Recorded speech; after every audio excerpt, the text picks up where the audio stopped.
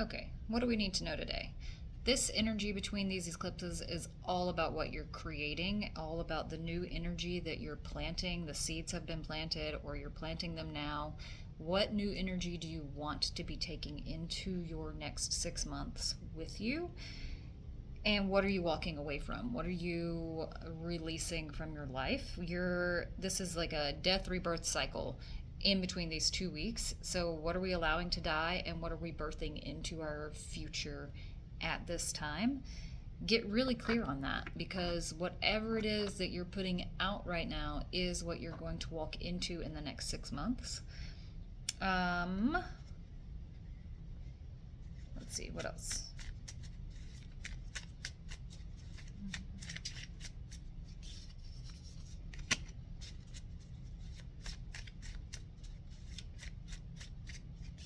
Now is an incubation period, and instead of asking, am I ending this cycle? Did I do enough work? Is it working? Have I figured it out? Am I doing the right thing? All of those kinds of questions that are really putting like incoherence into your field because you're sitting in uncertainty. Claim it. Just claim that you did it. Claim that it's done. Claim that you did the right thing, that you did enough work, that whatever it was right for you, that letting that person, place, or thing go was right for you. No energy of, oh, I probably shouldn't have done that, but I've already done it. If you've already done it, it's fucking done. Claim that it was the right thing for you. Do not go back into your past and go, was that the right thing? Should I have? Shouldn't I have? Would I be better off if I hadn't? No, none of that. I did it. It was the right thing. Claim it. Stay in your sovereignty. Stay in your power. Whatever I did was the right thing for me. It was the best thing that could have happened, no matter what it was. Claim that power. It was the best thing that could have happened. It was the best decision I could have made. Everything in my life was leading up to this moment, and me claiming that whatever I have already done was exactly what I needed to do. And then celebrate it as if it was the best possible outcome for your life up to this point.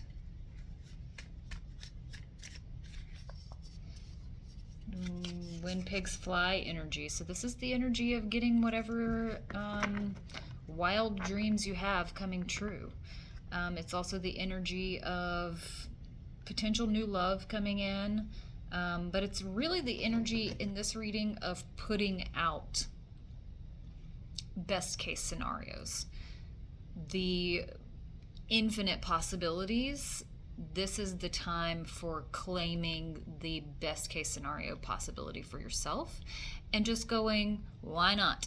Anything's possible. Why not just like laser focus on that highest possible good and allow it to come to me? Why not? Pretend, if you have to, the best possible thing, like the most wild dream that you have, is the one that's coming to you in these next 6 months.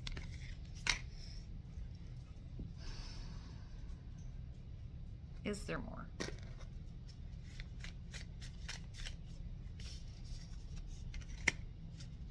Get into the receiving mode. So getting into the receiving mode is a lot easier when, instead of trying to feel the state of something that we want that we've never had, we hold the desire for something that we want that we've never had while feeling the state of having something that matches the frequency.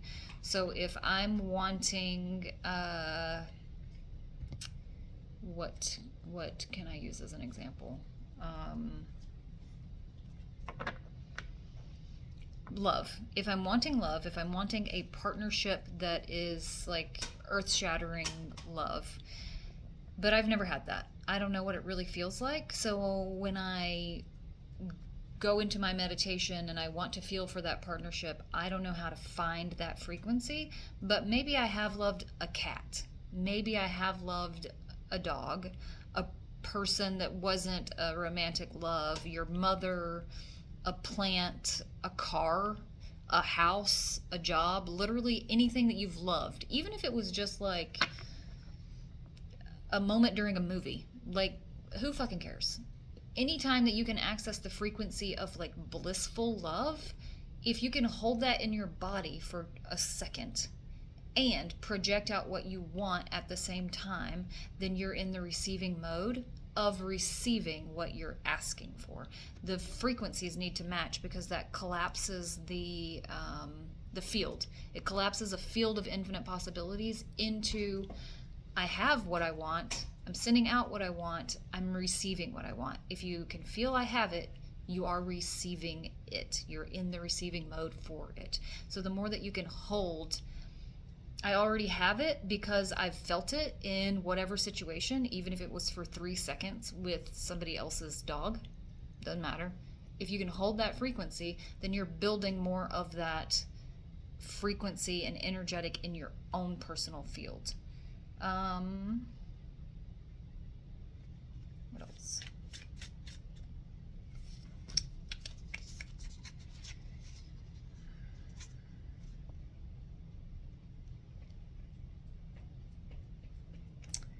Then,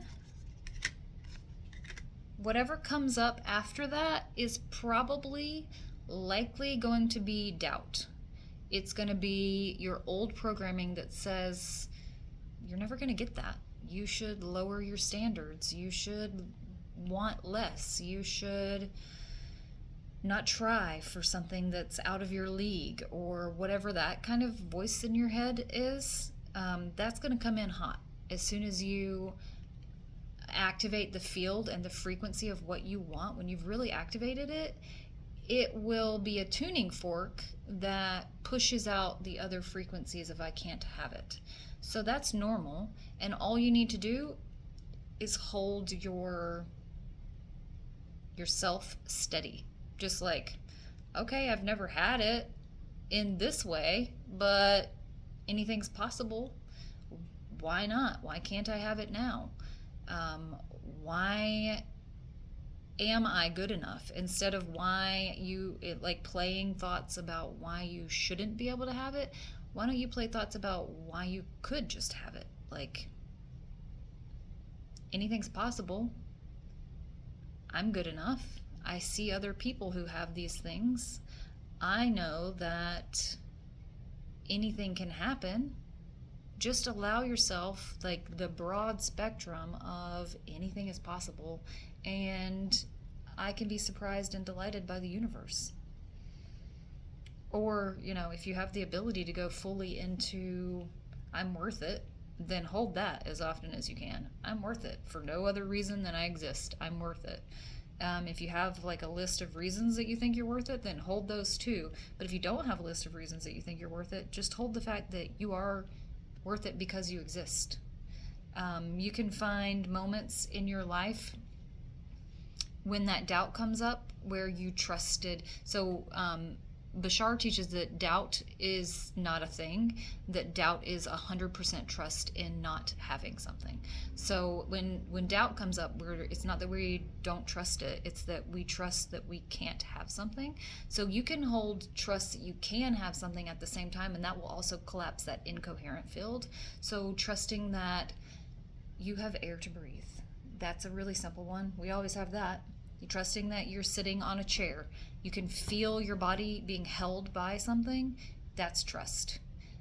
Trusting that you have a house to sleep in. And if you don't have a house, like you have a ground to sleep on. Like, however drastic measures are at this point, you can trust that something is happening.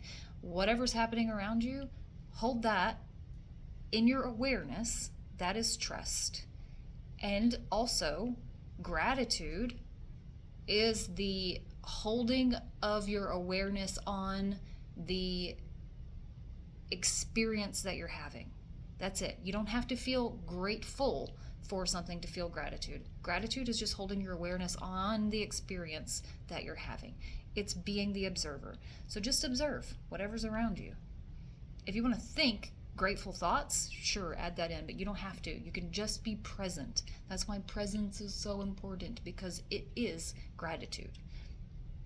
So if you're projecting out while feeling what it is that you want, and then allow the doubt to come up, don't fight with it. Just like, oh, look at that, I have doubt. I don't believe that this is possible. That's cool. I don't have to believe that it's possible for it to happen. if you fight with the doubt will get stronger. We don't want to fight with our doubt. We want to just observe our doubt. That collapses the frequencies of it. So doubt's going to get loud because that's what a belief does when it's dying. It starts screaming. Beliefs scream their little heads off when they're dying. So let the doubt come up and just be like, oh my God, look at you. Look how cute you are. You're getting so big. Whatever. Just love yourself through the doubt and then hold trust. I can feel the seat I'm sitting on. I trust that I'm being held. I trust that I'm stable. I trust that I am secure in this moment. I trust that anything is possible. And then just see what happens. Just keep replaying that cycle. Feeling for something, a lucky moment in your life, a windfall happening, even if it was just $30. Love towards literally anything. Feel for those moments, hold them in your field, and then project out what it is that you want. Easy. You don't want to push. If you can't feel the feeling of what you want, just hold the fucking sensation of having something that feels good. And breathe. That's it. And then when the doubt comes up, look how cute you are. I love you. Thank you for trying to protect me, but I don't need you anymore. And now that energy can subside. You can add in trust. When you hold doubt and trust at the same time, the trust frequency is going to flatline the doubt frequency. It's a tuning fork. These two are going to start shaking at the same vibratory rate, and that's going to collapse you can call it collapsing a timeline, you can call it collapsing a incoherent field, whatever you want to call it. It's going to collapse. That means it zeroes out, basically.